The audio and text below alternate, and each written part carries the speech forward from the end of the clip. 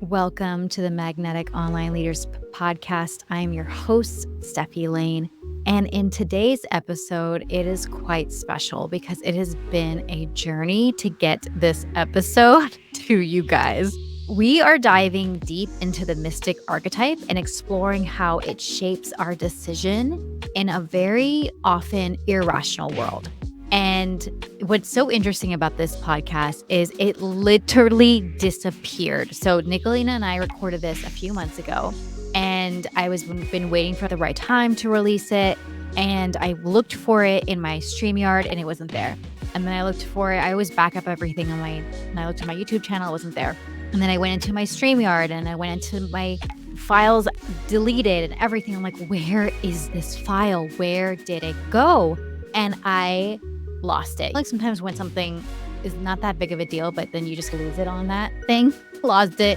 I cried. I reached out to Nikolina. I was like, I am so sorry. I wasted your time.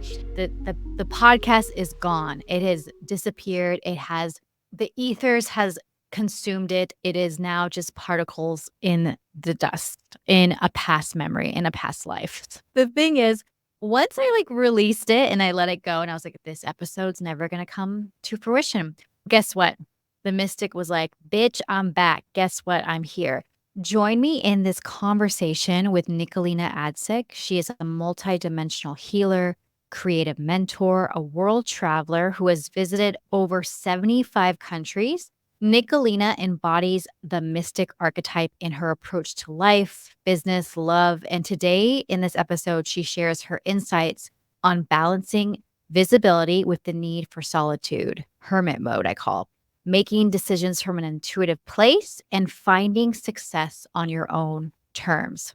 So whether you're a seasoned traveler, a creative entrepreneur, a mystic, a guide, or simply curious about tapping into your own mystical nature, this conversation offers such a valuable perspective on living completely authentically and trusting your own guidance. So sit back, maybe light a candle, close your eyes, join us as we explore this conversation of the mystic in today's fast-paced world. But first, before we dive into that, hi, Nikolina. Oh, it's so fun to be back here and just, having these meaningful conversations with you. So thank you.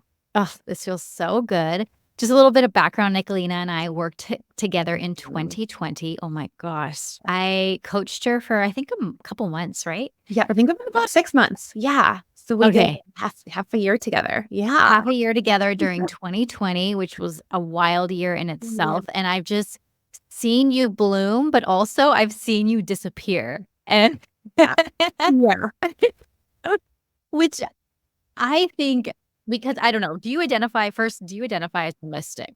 Yeah, absolutely. And it's so interesting that you asked me to do this now because it's really something that I am amid currently. Like I see my life has really been in this kind of space and absolutely things were blooming. And then all of a sudden it was like, I just shut it all down and I was like, I gotta go and disappeared. And now I'm in this kind of space of poking through, but still surfacing. If we think of an analogy, it's like being in water, right? And diving up, seeing what's up top, and then diving back in. And so I think I definitely identify with mystic. And I think that actually most of us have mystic characteristics and embody it. We're just sometimes disconnected from it, if that makes sense.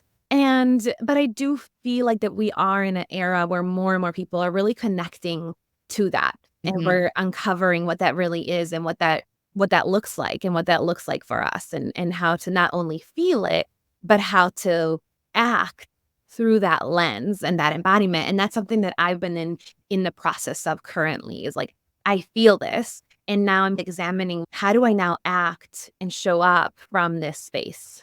It's actually interesting that you bring this up now because what I've noticed even since 2020 is a lot of people are taking more of this mystic approach in the sense they're going off grid, they're living off the land.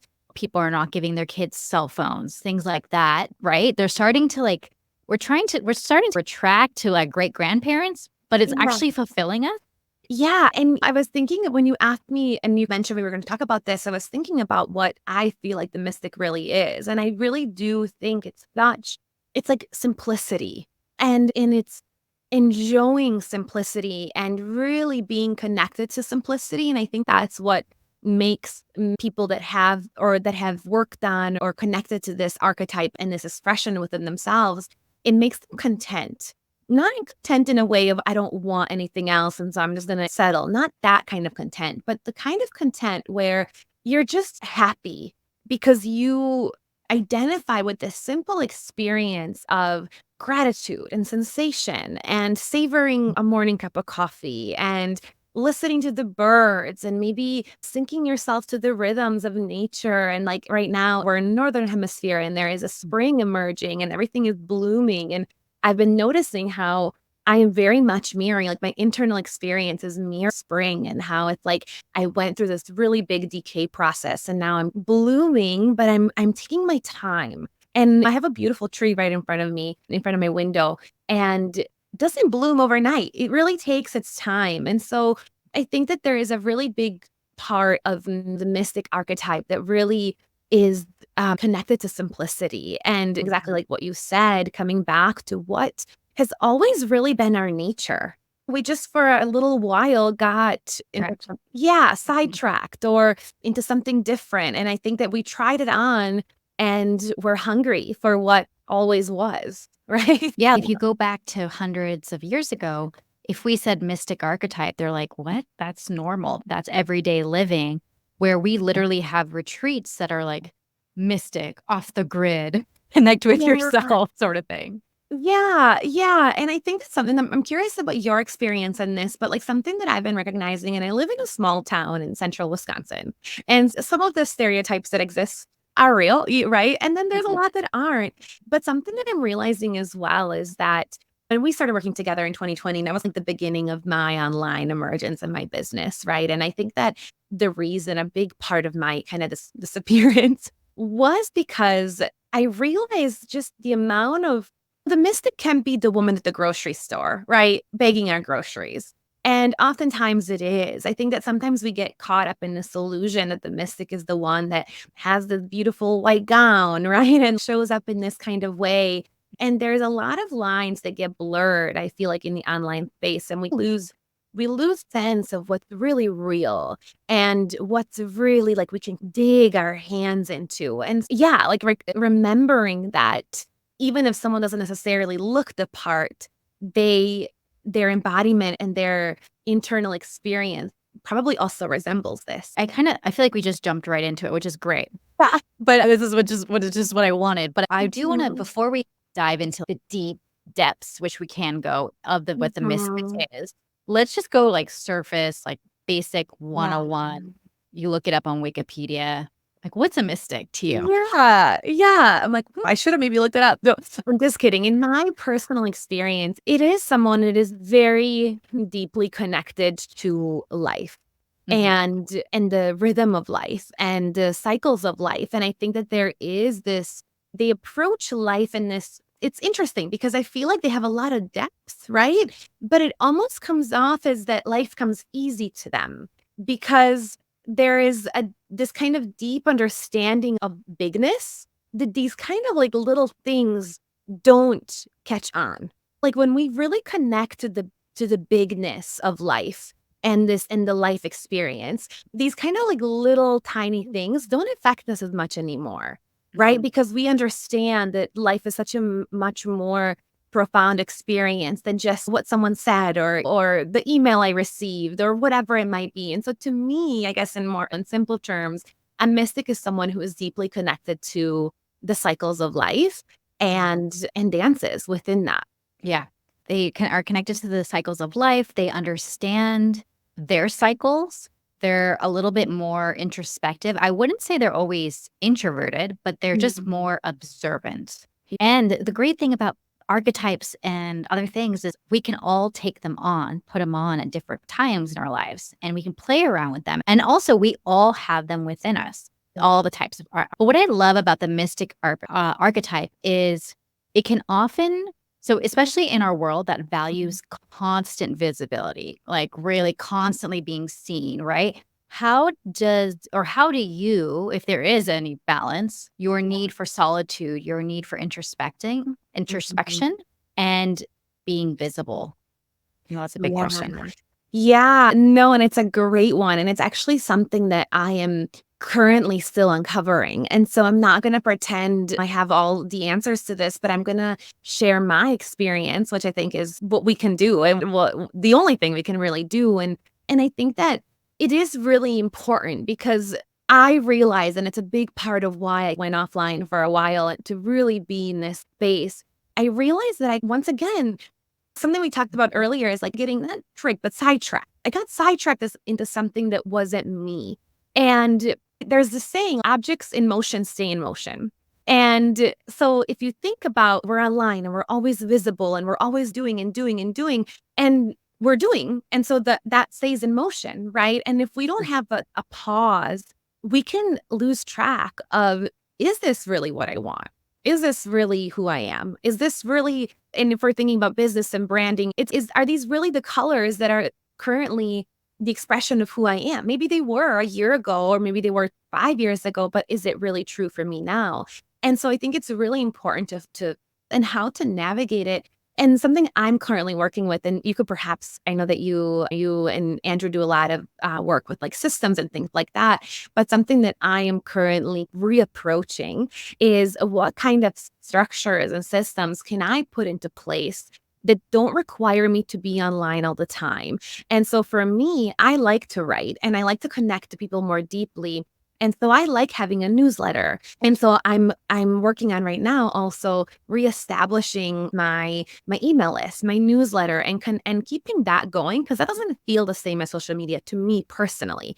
And this is Mhm. where it's like finding ways that you're still involved, but you are allowing yourself what you need. Other thing that I'm working on is creating a more like referral based structure in business, which feels good to me because I really like to connect to people deeply. I like when I know who sent someone through and there's this kind of like network. And so I'm recreating and really asking myself what kind, because I realize that I don't necessarily want millions if it doesn't feel good to me. No point to me personally. I want to be happy. I want to be fulfilled. I want to feel peaceful. I want to feel ease. I want to feel play and joy. And I think I answered it, but I think it's a both of recognizing, yes, I need the space and also creating those systems that allow you to disappear or take your time while still being a business owner. And that's also something that I'm still navigating and really wanting to prioritize because I realize that if it's not that, then I don't want it. You mentioned about writing and feeling really connected to writing. And I see you as a poet and you just love the written word, which is such a skill in itself. But what are some of the skill sets that a mystic obtains or can obtain or natural gifts that they have? And then also tying into what do you do now? Like, how do you help your clients? What do you do to make a living? Because wouldn't it be great if we honestly, I feel like the times are happening where you could just sit there and meditate and like bring me the money, but also there's got to take some action or some type of trades. Yes, so I would like to ask about like the habits and the skills that come through, and then the Mhm. monetary of like how you make money with your gifts.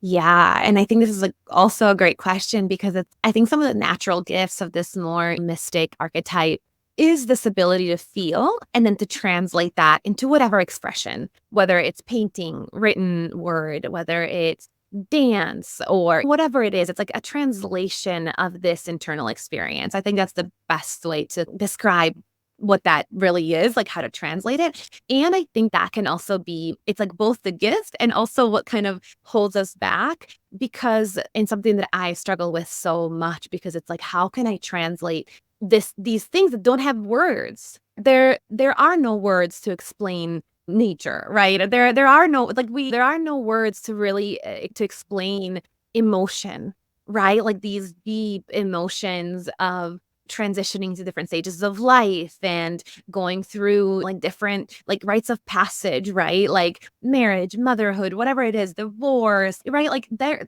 we have the words, but it doesn't even scratch the surface right, of the actual feeling of depth. And it's a really nuanced thing, right? Because yes, we have the words and also we don't. And I think that coming into realization of that and acceptance of that is really important. And secondly, like where am I currently? So just a brief journey. I feel like I've been through hundreds of years of journey over the last 4 I years. want to hear it all. Tell me, what do you do?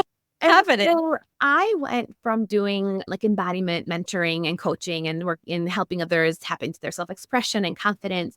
And at one point, I got really repulsed by the online space. I'm not going to lie. And I was like, I can't do this. I didn't have any energy for it. I wasn't like turned on by any of it. I went from being like, oh, this looks amazing. Oh, this looks great. Oh, I love this. This is so creative, to being like, I want nothing to do with any of it. And so I took some time, and I was traveling as well. And people ask how that's taking time away is a privilege, right? And yes. And I think that there is a way to navigate and give ourselves what we need. I'm going to sidetrack and say something that I recently uncovered of how often we think that like money is an obstacle. And I had an experience recently where my dad basically shared that if I was ready to invest in a property or look into a house, that he would help me out and loan me some money for the down payment. And it was a beautiful gesture. And I realized that up until this point, I had used why I'm not perhaps making that step. I used the excuse of money, right? Oh, I'm just not there yet. And all of a sudden, that barrier was taken away. And I was like, actually, it's not that. Not that at all. I use that as an excuse. And so I took time away and I lived like very simply. And I was like, you know what? I'm going to take a few months and live simply and figure out what I need. And during that time, I was like, I want to work, obviously make money, but I don't want to be online. And so I was like, I would love to write. But I would love to write in the way that I don't have to promote my services. It's just like this effect. And I think I went into a Facebook group.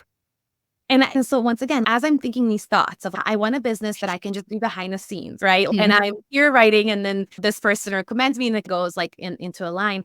And I was in Montenegro at the time visiting family. And this was during a time that I was traveling and I was staying with family. So I wasn't necessarily making any money, but I was staying with family. I was living very frugally. I was once again really connected to finding happiness in the small things, like having a coffee outside in the sunshine, taking a walk in the evening, like feeling the breeze on my face. And I think that I felt so rich during that period because it was this it was this like embodiment of ecstatic aliveness through the mere simplicity of existence. And then in the back of my mind, I'm like, okay, while I'm in this phase, how do I now also create more sustainability? And I'm like, okay, so I want to write, and I can write, and I feel like, okay, I can make some decent money from this. And it's not necessarily embodiment coaching really requires you to be the face, right? And I was like, I don't want to do that anymore. And so I went into a Facebook group and saw someone looking for a writer for a sales page. And I messaged them and sent them my work samples, and they hired me.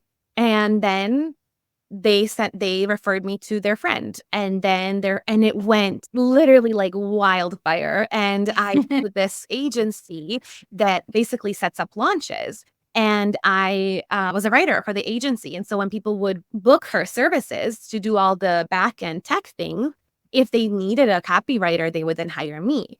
And so I did that for a while. It was great. It was amazing. And then once again, I was like, is this really what I want? Something to note, which I feel like is really important with this mystic conversation as well, recognizing completion. And I really struggle with it. I was like, oh, but when I worked with you, and I remember Andrew actually helped me with my branding and my colors, and you feel so attached to that and you don't want to let it go. And I think that we have to recognize that things come to a completion, sometimes like faster than we expect, sometimes slower. And so during that time, I was like, you know what? I would love to do more creative work, because a lot of writing I was doing was more like sales pages and that kind of thing. And that's great and creative too.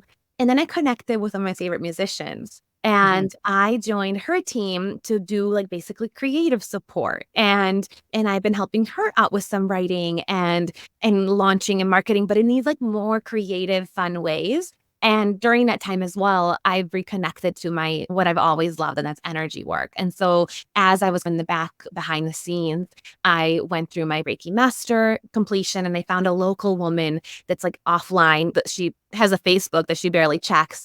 And it wasn't like a weekend training. It was, I think we were together for 4 months person. It was really rich and deep. And so I'm doing that now as well. And so and I'm still uncovering what's reached its completion and what's in this phase of bloom.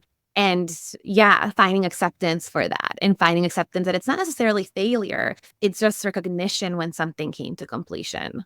Oh my gosh, there's so many things there. And you embody the mystic archetype so much in the sense where you listen and you flow and then you stop and then you ask yourself questions. And then it's really not a linear path. And that's why I feel like the mystic archetype can be quite challenging for a lot of people, especially because we live in a 1+1=2 world of like really having this linear path. And I want to talk about the irrational part of the mystic, where there can be like manifestations and things just dropping in. But first, I want to tie this all into the podcast because this is the Magnetic Online Leader podcast. And I wanted to talk about the magnetism that happens when you were embodying that mystic. Like things seem like they were just coming to you, correct? Yeah. Yeah. And I was just recently having a conversation with someone, and I said, had you asked me 5 years ago if I would ever have a one-on-one call with one of my favorite artists, musicians, I would be like, no way. And now we like meet on a weekly basis, right? And it almost feels surreal, right? These things are happening that feel surreal I was literally just thinking this. I went into a Facebook group. This is my dream job right now. And I got it, right? And it's this almost like naive in a sense. I remember that from us coaching together. That's actually like your superpower. I remember that. And I 100% think that there is so much magnetism there of being like, oh, should I apply? And then being like, yeah, like naively innocent. And I want this and I genuinely care. And yeah, I can get it. And then it happens. And absolutely, I do think that there is, and not to say, I'm always very cautious because I hated like all the teachings that were like, oh, you just got to sit and meditate. Things come to you. No, it's not like that. It's this recognizing, like listening, feeling, and then action. Like you're actively taking action. So it's not just like you're sitting for someone to call you, right? It's like you are participating. I did start looking, like I said, like I went into Facebook group and I searched and I saw. And so I was actively participating. And at the same time, it is this like magnetic kind of, it just so happened that came and it was so easy. And it like it just all flows together sometimes. And so I definitely think that is a part of it. Yeah, because I see that with when you can master the mystic archetype, which can be challenging because it's a sense like you're not necessarily being extremely loud and extremely visible, but you're being very intentional about where you're putting your energy to get the referrals, to get the connections, have the miracles, have the clients, have the manifestations, meet the person, like it's just one thing after another. But I wanted to tie this into travel because for you, what's really cool about your mysticism is it's led you to so much travel. And I had this question. I wrote it down. Okay, there we go. Travel seems to be a significant part of the mystic journey.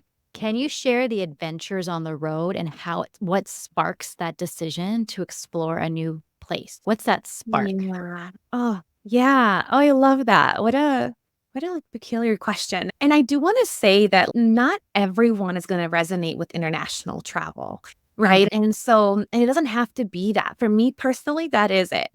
But for someone, it might just be exploring the landscape of where you're at. Maybe you go to a new trail. Maybe you take a path that you've never been on. Maybe you wear something completely different in a grocery store and just see their response. And so for me, what sparks that is that I feel like when I travel, I get to live out different parts of myself. And I am a very multidimensional being. And so there's a lot of different things I love. And I think you resonate with this, but there's days that I feel like wearing leather pants and red lipstick. And there's days that I don't want to wear any clothes and just have on a loose scarf and I'm flowy. And it's such a wide range of experience that it's It's oftentimes freeing. it is. It's free. And also, I'm not sure if you've ever had this feeling or what is wrong with me? Why can't I decide on one? Like, why am I? And I always, not always, but for a long time, I was like, why can't I just settle into something? And, Are you a generator? say that again. Are you a manifesting I'm a generator in human design? generator. I'm a Okay. generator. Okay. Similar, right? But yes, continue. Yeah, and so for me, when I travel, it really like the spark is aliveness. It is once again participating with life, right? It's like being surrounded in a different climate, in a different scenario, a different language. That to me is participating in life, right? And like opening myself to more than just what my 360 view is right here in this space. And so when I travel, a lot of and I think another part of travel and putting yourself, whether it's internationally, whether it's locally, whether it's just taking a new path to work, what that does, it spark discomfort a lot of times and an opportunity to and so I love to get curious about why do I respond in certain ways? What do I run away from? Why? Where do I freeze? Where do I expand? And right. And so it's like travel is such a good tool for that because you go through all these experiences in 3 hours. Right. And so it's a really good tool to get to know yourself and to also widen your perspective and to really dance with life because there is cultures and languages and practices and customs that that we can't even imagine right now and it's like they're real, right? And why not see? And so I think that it just travel does so much to the soul, and I would encourage everybody, and once again, like I said, not everyone is going to resonate with that, but at least travel like within your own landscape, right? Like, reorganize your bedrooms. Like there Well, can be, yeah, go ahead. oh, sorry. With travel, I have felt such mystical experiences Mm. where I'll be looking at a landscape or I'll be looking at a picture or I'll be eating gelato in Florenza and I'll be like, this is such a mystical experience. Could you tell us maybe just quick little highlights? Because you've been a lot of places. So if you could tell us like not, you don't have to tell us all the places, but tell us some of the places you've been and like a mystical experience here, a mystical experience there, because that is what, yes, I would love to hear that. Yeah, yeah, and yeah, I've been to over 75 countries, I think, and then Egypt was a new one that I did in February, so I think I'm like 77. I have to look, but basically, yeah, it's been a lot, and I used to be a flight attendant as well, and so once again, a lot of my life has revolved around creating situations for myself that meet me and where I'm at, and so when I finished college, and I think this is actually really fitting to the conversation, is like, how can we actually take action in correspondence to what our heart is desiring. And I think that the mystic breaks down barriers of that. And so, for example, I loved travel my whole life. I was always fascinated. I was always curious. And so when I was in college, and I'm not recommending people do this, but this is what I did. And I took out credit cards. You could take out like a American Express card. I think it has 5,000 Travel limit. points. No, yeah, no interest for a year. And I was in college and I would do that. And I would buy a flight and I would travel on that. And then I'd come back and I always had jobs. And so I would then pay it off within a year, no interest, and I would pay it off. And so that's what I did. And then post college, I was like, I want to make travel something that's more like, how can I actually be paid to travel? And so while everybody else was getting into careers and going into I studied communication studies.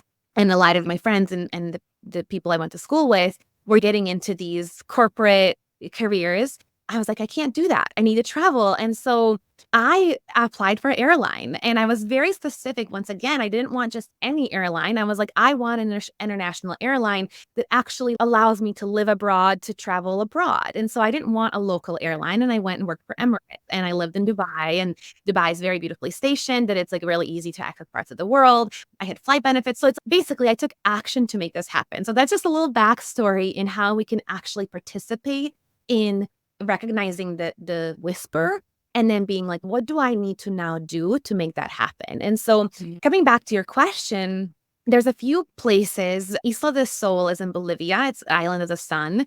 And they say that the sun was birthed there, that the sun like basically emerged from that island. And I didn't know much about it, but yeah, we went there and I got to this island and we sat on the cliff and I just started crying. And it was such deep emotion that I couldn't explain. It was the weirdest thing ever. And I was bawling and I felt so much and like just it literally felt like things were like moving through me. And later on, I think I looked, have those grids of Yeah. certain places in the world. Astrocartography. Yeah. And there's like certain like frequencies. I looked that there is like a certain frequency that runs literally right through Isla del Sol. It's in Bolivia. It's the island. For And you or for just in general? I think in general. And or maybe it was for me. See, I'm not basically I like saw something and I was like, see, there's something there. And so that was a really exceptional experience. And I'm trying to think, Hold on. oh, Can I tell you another? yeah, Can I tell you a yeah, little caveat on that? Okay. yeah. So I love that you said this, and I love that you brought in astrocartography. I am no way. I've literally just the tip Yeah. studied this a little bit. But what's really crazy is you can go to astro.com and you can look up you look up basically your time, your date, the place you were born, and it tells you certain ley lines of where you have certain frequencies, like perhaps Mm. career frequency, your family frequency, things like that. And that's all I know. You can go down a YouTube rabbit hole if you want to. But what I saw was so interesting. So I did mine like a year ago, and I looked it up, and I was like, okay, I have an interesting background. I'm from San Diego, but I grew up in Canada, but my parents are immigrants from El Salvador and Chile. So it's just a lot. I'm like a Western Hemispherian. I've never really felt a home. San Diego feels like home, then also it doesn't at times. And so I looked it up and I zoomed out and then I zoomed in and I saw that the ley line was right through Houston often. And now I live in Austin, Texas. And when Andrew and I were driving in, when we did like a 5-day drive from California to Texas. It only takes 3 days, but we did along because love it. The mystic needs to move slow. The mystic enjoy the experience, needs to see the landscape. But anyway, so I stopped. When we were driving into the city, I haven't had these very often, but I literally had a coon experience. We were driving and I'm like in sweatpants and just like hanging out in the passenger seat. And I'm like that kundalini rising, like all the way feeling my heart fluttering. And I felt this is the place I'm supposed to be. I'm supposed to be here. And we were only supposed to be here in Austin for 3 months. It's been 3 years now. Yeah. So it's really cool to see that. I wanted to sidetrack on that, but those experiences, it's like a burst of ecstasy. It's almost like a little orgasm or something. Yeah. And I think sometimes they can be very subtle sensations. And so once again, learning to be perceptive of what's happening. And so it was interesting because my most recent trip, I went to Dubai, back to Dubai. I used to live there to visit a friend. And then we went to Oman and Egypt. And coming back into where I'm currently at, I'm not really sure this is my forever place. This was also for me meant to be temporary, but then COVID got stuck here for a little bit. And I was coming back here. And I had this beautiful experience that was Oman is another country that I love. And it's such a mystical country. Like the landscape is How do you spell it? Oman. So it's in the Middle East. It borders the UAE. Oman.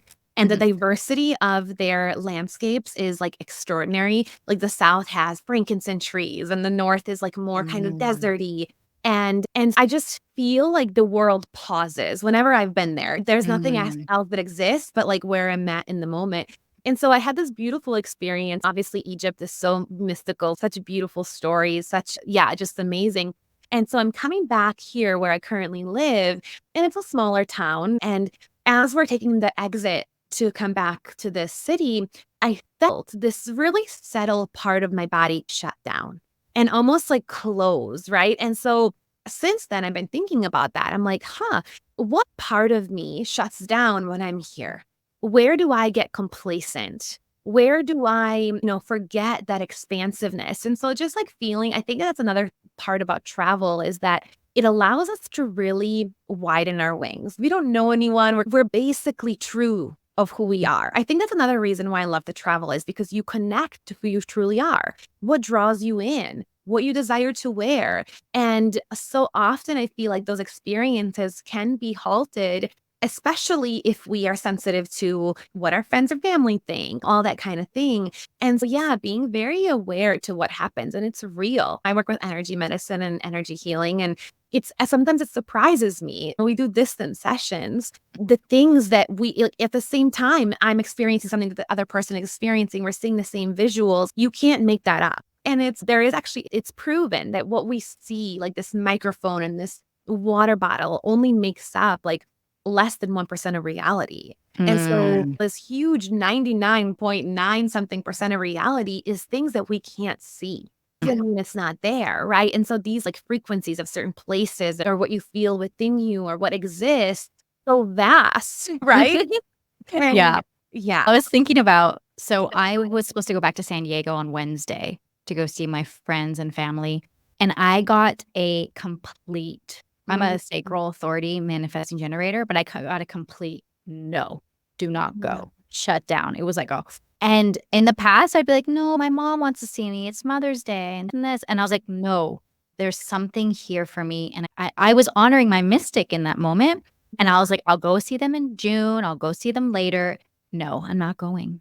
I'm not going. I close that off. And it's so interesting because I always tell people, I didn't pick the travel life chose me.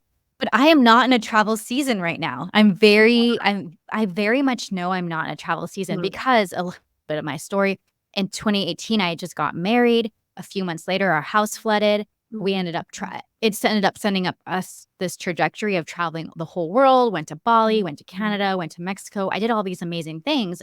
That wasn't in line for what I wanted to do. But I think what happened to me was I traveled for a little bit too long, for 3 years. And it was constantly for me. My nervous system was a little shot. And now when I'm back here, I'm like in this home season.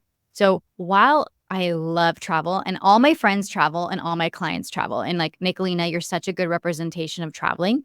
I'm in this season of not traveling and I don't feel bad about it, which feels good. I feel like I'm very much in like coming home and exploring my city. And like I have a creek by me and I'm always go to this creek. But I just want you, whoever's listening, I just want you to know that you don't have to be on a travel season to explore your mystic. I actually feel like I'm exploring my mystic even more by staying put. Oof, okay. Yeah. And I love that you brought that up because I think that exactly the mystic it's not forcing something. The mystic is being true to what is. And, you know, you don't need a passport to be a mystic. Exactly. It's being true to what is. Sometimes that can look like booking a flight, one-way ticket. And sometimes that can look like going to a local park. And sometimes that can look like being in your own bathtub, right? And I 100% agree that it's not, oh, you have to do this in order. And that's like something that I'm really trying to get away from in all aspects of life of this coach looks like that, looks like that. This looks like that looks like that. And that's not true. Those are just boxes. And I know we've done a lot of work on boxes in our work together and taking her out of these boxes. And I really do think that the mystic personality or expression is really just tuning into what's true for you in this moment and then leaning into that and 100% like getting curious about your own local places and your own internal landscape, right? And like listening when you said that about your trip, something that happened to me, I was going to go on a hike and I had plans but I felt I shouldn't. And I forced myself. I got in the car and I started driving and then I was like, no. And I turned around and I called this person. I was like, I'm really sorry. I was like, you're going to think I'm crazy, but I can't. I shouldn't be on the road right now. And thankfully, the person was like, totally get it and fine. And so a few hours later, I like was in a better space and I actually went out and ran some errands. I saw 3 car accidents. Like basically and so I'm just like, they're listening to those.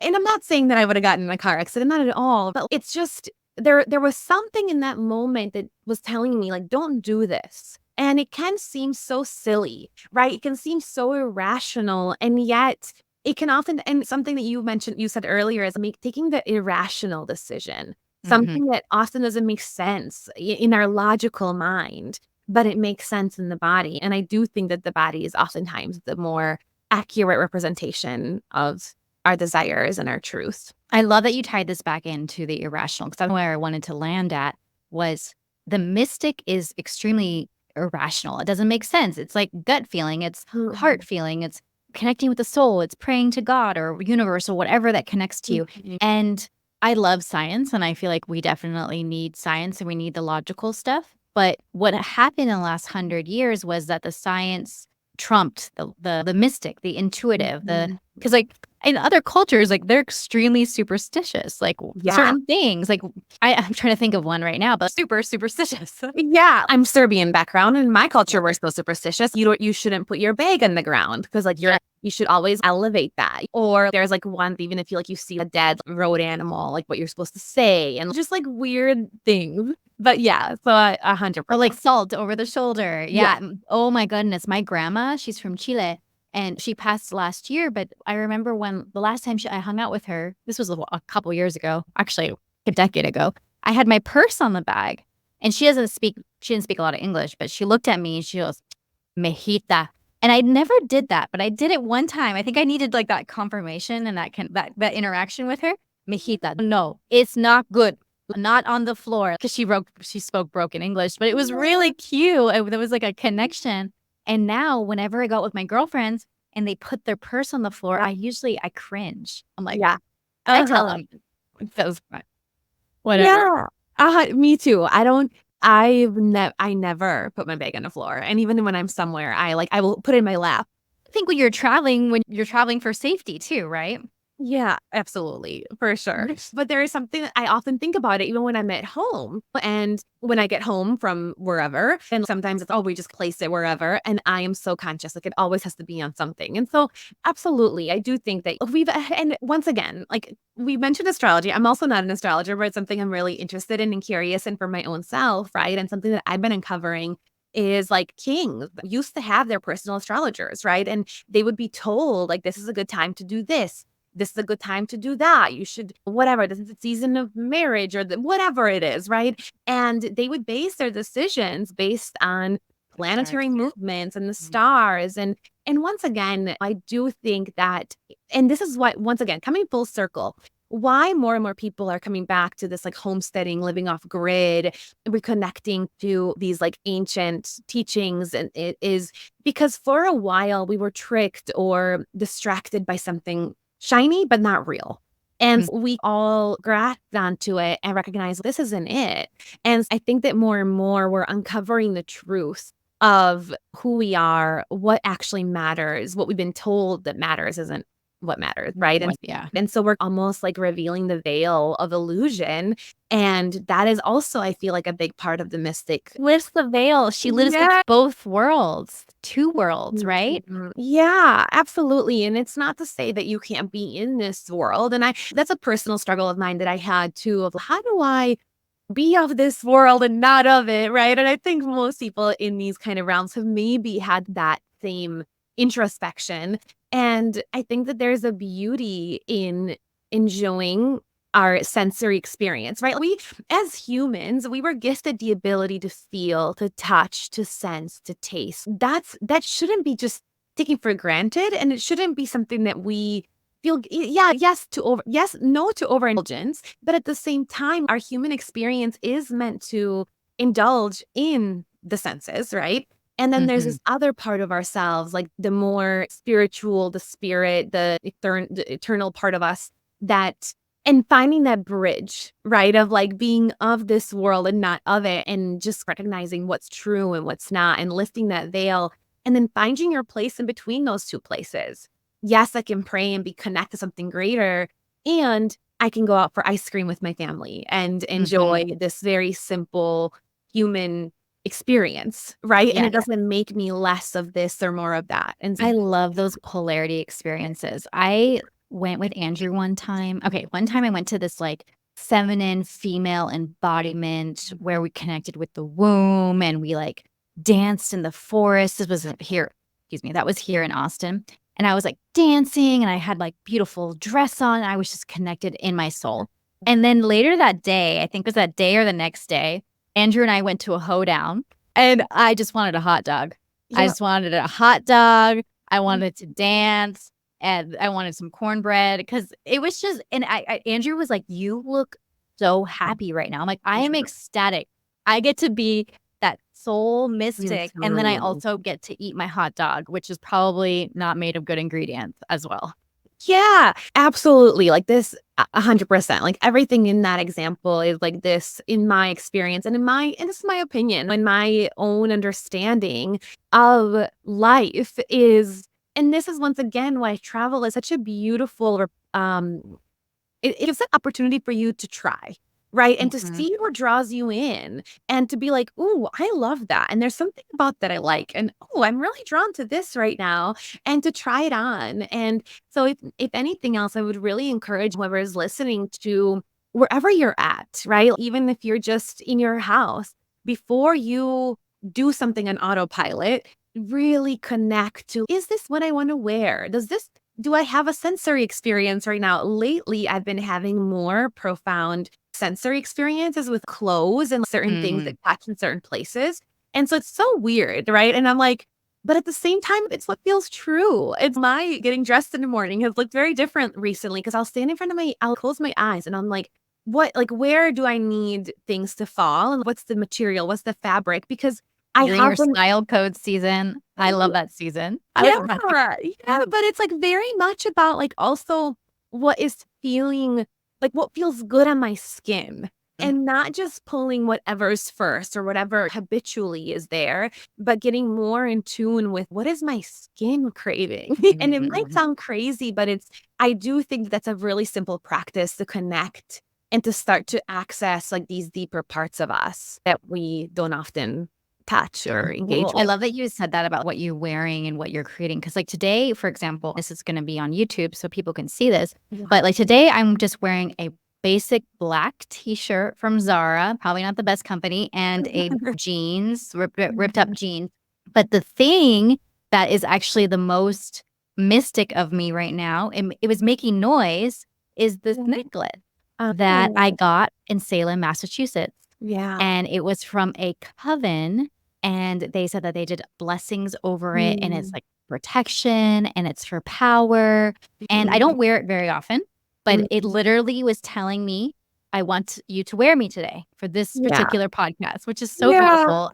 Salem has such interesting history, but Mhm, and then that's something I got when I was traveling in the United States. I have a mhm, necklace, I have some rings from Italy, and, like, mm, you can bring travel with you in the everyday, and you can make the mhm, mundane beautiful, and what the mystic really does is it really connects you with your intuition and mhm. what feels good for you, so you're living authentically to you and highest self. Yeah. Yeah, it's a very yeah, and I also feel like it's very much about nourishing, like nourishing your woman, like nourishing your woman and prioritizing good food, rich food, seasonal food, like things that feel right for you in this season. And absolutely, like you can Mhm.